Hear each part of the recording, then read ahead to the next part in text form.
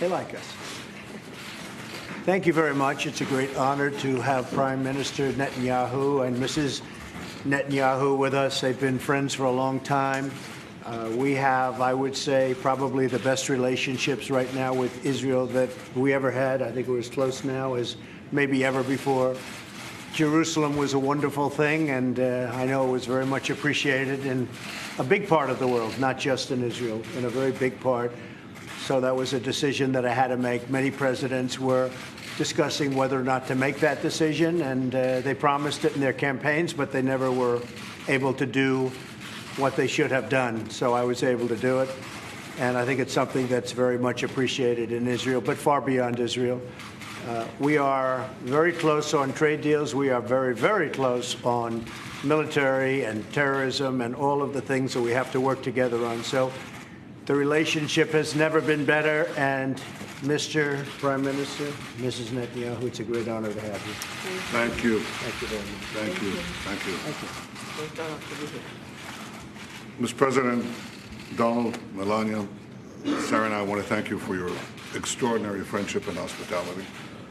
It's always a pleasure to see you both, but this is the first time we meet in Washington, America's capital, after you declared, Mr. President, Jerusalem as Israel's capital. And this was a historic proclamation, followed by your bold decision to move the embassy by our upcoming National Independence Day. I want to tell you that the Jewish people have a long memory.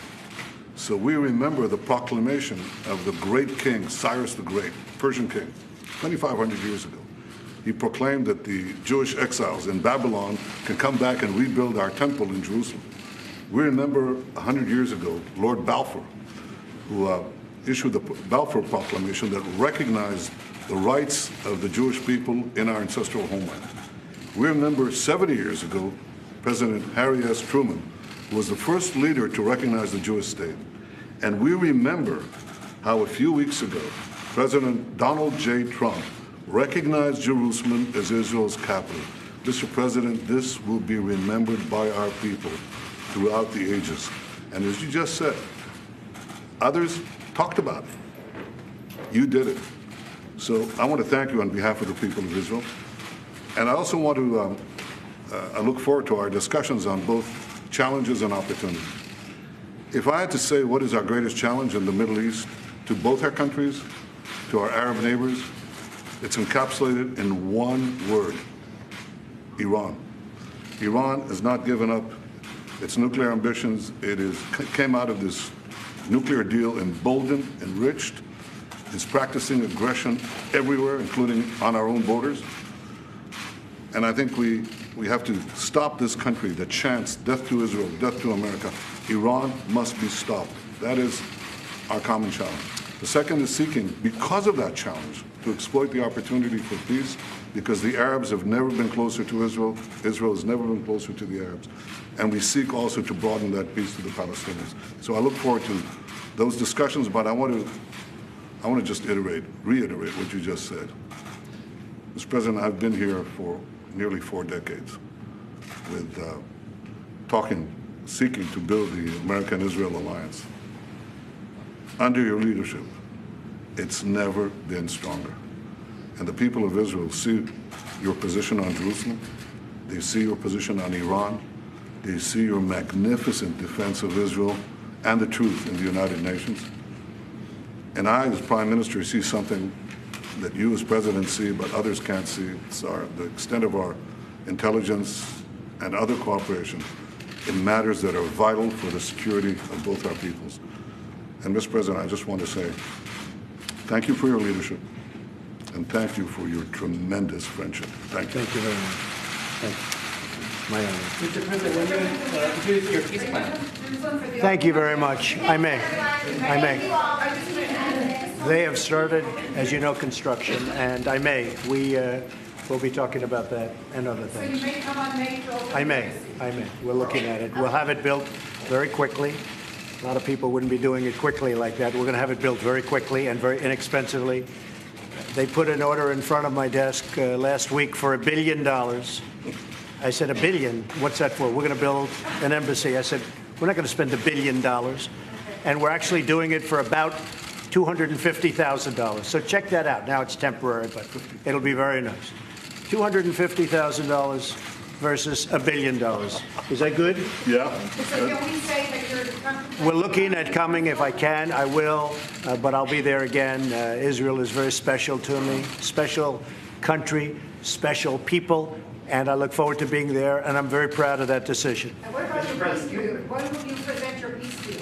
But we're going to see. We're working on it very hard, and we'd like to. Look, it would be a great achievement, and even from a humanitarian standpoint, what better if we could make peace between Israel and the Palestinians. And I can tell you, we are working very hard on doing that, and I think we have a very good chance. And the biggest difficulty that anybody's had, you look over 25 years, nobody could get past, number one, Jerusalem. They couldn't get past it. We've taken it off the table. So this gives us a real opportunity to do peace. We'll see how it works out. The Palestinians, I think, are wanting to come back to the table very badly. If they don't, you don't have peace.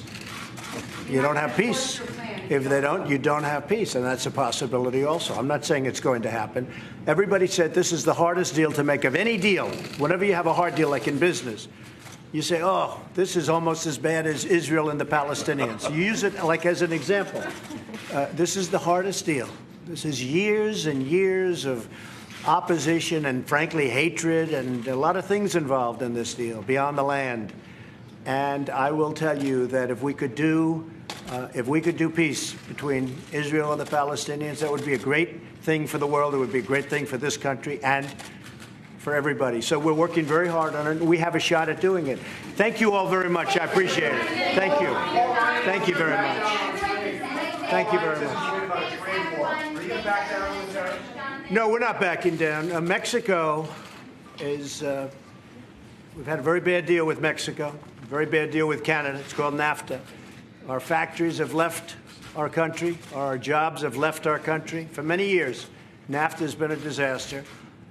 We are renegotiating NAFTA, as I said I would. And if we don't make a deal, I'll terminate NAFTA. But if I do make a deal, which is fair to the workers and to the American people, that would be, I would imagine, one of the points that we'll negotiate. It will be tariffs on steel for Canada and for Mexico. So we'll see what happens. But right now, 100%.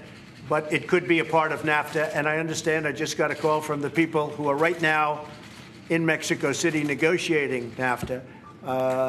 Mexico and really Canada want to talk about it. But if they aren't going to make a fair NAFTA deal, we're just going to leave it this way. People have to understand our country on trade has been ripped off by virtually every country in the world, whether it's friend or enemy. Everybody. China, Russia, and take people that we think are wonderful, the European Union. We can't do business in there. They don't allow. They have trade barriers that are worse than tariffs. They also have tariffs, by the way, but they have trade barriers far worse than tariffs. And if they want to do something, we'll just tax their cars that they send in here like water. So we may have friends, but remember this. We lost over the last number of years $800 billion a year. Not $500,000, not 12 cents. We lost $800 billion a year on trade. Not going to happen. We got to get it back. And of course, the biggest problem is China. We lost $500 billion. How previous presidents allowed that to happen is disgraceful. But we're going to take care of it. Thank you all very much. Thank you. Thank you. I don't think you have a trade war. I don't think so. I don't think you're going to have a trade war. No. Thanks, everyone. I will later. Thank you. Thanks, everyone. Thank you all. Thank you.